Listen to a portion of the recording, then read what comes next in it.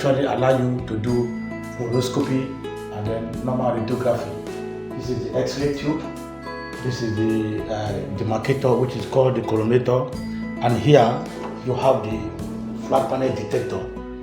Aside that, you also have the table. This table is a 6-way floating top table, and then have the chest X-ray or an erect sinuses or erect abdomen. So this is the console from which the operation will be taken on, and the exposure will be done from here.